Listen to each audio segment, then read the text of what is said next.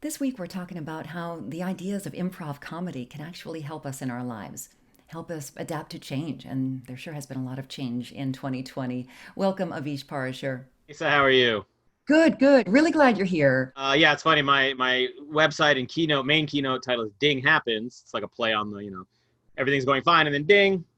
And this year is really the ultimate ding moment, the biggest one in all of our lifetimes. What type of advice can you share with all of us who every day are finding some kind of unexpected thing happen or some kind of ding happening to us? All right, so my background is improv comedy, and so all my presentations are about applying improv to life.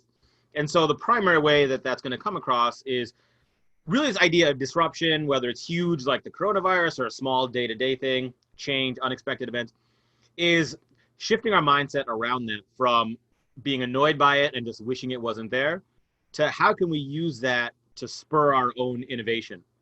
So, in improv, it's like whose line is it anyways? When you're up there performing, you're with partners, you never know what the other person's going to say. And sometimes what they say is completely not what you had in mind. And the worst improvisers are the ones who, when that happens, they try to force their idea. It's almost like they're arguing with the person on stage. And the best ones not only say yes and, which is a key improv principle, they say yes and let's build off of that. They use that as a way to get better. So I had this great idea. Oh, Lisa, you said something different. I'm not just going to go along with you. I'm going to try to use my creativity to work with you to make something even better than what my original idea was. And I think when it comes to disruption, that's the question people should be asking. Not how do I get through this?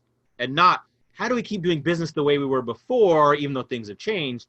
But rather, what can I change? How can I innovate in a way where things are even better than they were before the pandemic started?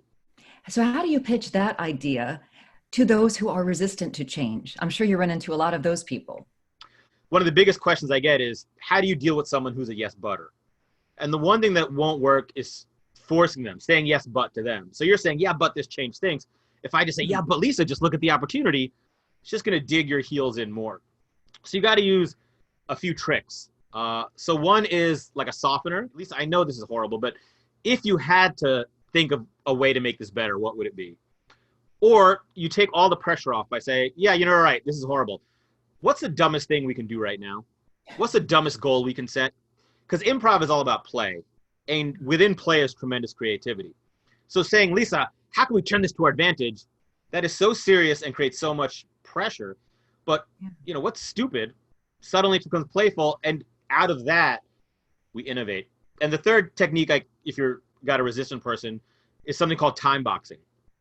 Say, yeah, I acknowledge this is dumb, but humor me for like 5 minutes. Can we just pretend like we're going to make the most of this change? And again, it's all about reducing the resistance. And if I tell you you have to be positive, you'll say no. If I say, give me 5 minutes, you might get them to say, okay, I'll just play along with you for 5 minutes to get you off my back. We've only been talking a few minutes. I'm already inspired and looking forward to what the rest of 2020 may bring, in a positive, innovative way. So this is a great time to have you as a guest this week here on the Help and Healing Hangout.